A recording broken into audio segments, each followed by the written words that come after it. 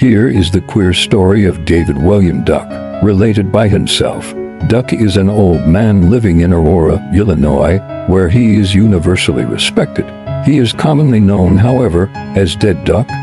In the autumn of 1866, I was a private soldier of the 18th Infantry.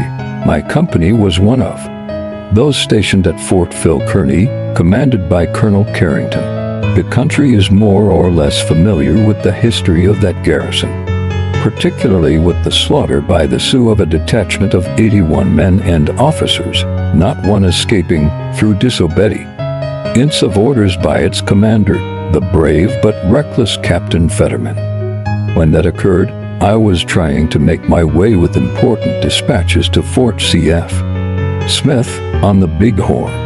As the country swarmed with hostile Indians, I traveled by night and concealed myself as best I could before daybreak. But better to do so, I went afoot, armed with a Henry rifle and carrying 3 days' rations in my haversack. For my second place of concealment, I chose what seemed in the darkness a narrow canon leading through a range of rocky hills. It contained many large boulders detached from the slopes of the hills. Behind one of these, in a clump of sagebrush, I made my bed for the day and soon fell asleep. It seemed as if I had hardly closed my eyes, though in fact it was near midday, when I was awakened by the report of a rifle, the bullet striking the boulder just above my body. A band of Indians had trailed me and had me nearly surrounded. The shot had been fired with an execrable aim by a fellow who had caught sight of me from the hillside above. The smoke of his rifle betrayed him, and I was no sooner on my feet than he was off his and rolling down the declivity. Then I ran in a stooping posture, dodging among the clumps of sagebrush in a storm of bullets from invisible enemies. The rascals did not rise and pursue, which I thought rather queer, for they must have known by my trail that they had to deal with only one man. The reason for their inaction was soon made clear. I had not gone 100 yards before I reached the limit of my run, the head of the gulch which I had mistaken for a cannon. It terminated in a concave breast of rock, nearly vertical and destitute of vegetation. In that cul-de-sac I was caught like a bear in a pen. Pursuit was needless. They had only to wait. They waited for 2 days and nights, crouching behind a rock topped with a growth of mesquite, and with the cliff at my back, suffering agonies of thirst and absolutely hopeless of deliverance. I fought the fellows at long range, firing occasionally at the smoke of their rifles, as they did at that of mine.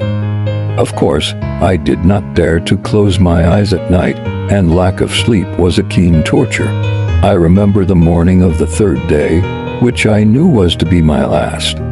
I remember, rather indistinctly, that in my desperation and delirium I sprang out into the open and began firing my repeating rifle without seeing anybody to fire at.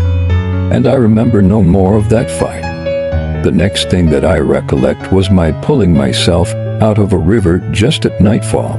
I had not a rag of clothing and knew nothing of my whereabouts, but all that night I traveled cold and footsore toward the north. At daybreak I found myself at Fort C.F. Smith, my destination, but without my dispatches. The first man that I met was a sergeant named William Briscoe, whom I knew very well. You can fancy his astonishment at seeing me in that condition, and my own at his asking who the devil I was. "Dave Duck," I answered. "Who should I be?" He stared like an owl.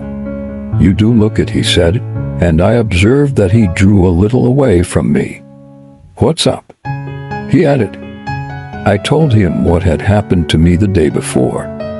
He heard me through, still staring, then he said, "My dear fellow, if you are Dave Duck, I ought to inform you that I buried you 2 months ago. I was out with a small scouting party and found your body, full of bullet holes and newly scalped, somewhat mutilated otherwise, too. I am sorry to say, right where you say you made your fight. Come to my tent and I'll show you your clothing and some letters that I took from your person. The commandant has your dispatches." He performed that promise. He showed me the clothing, which I resolutely put on, the letters, which I put into my pocket. He made no objection, then took me to the commandant, who heard my story and coldly ordered Briscoe to take me to the guardhouse. On the way I said, "Bill Briscoe, did you really and truly bury the dead body that you found in these togs?" "Sure," he answered, "just as I told you. It was Dave Duck, all right, most of us knew him. And now, you damned imposter, you'd better tell me who you are." "I'd give something to know," I said. A week later, I escaped from the guardhouse and got out of the country as fast as I could. Twice I have been back seeking for that fateful spot in the hills, but unable to find it.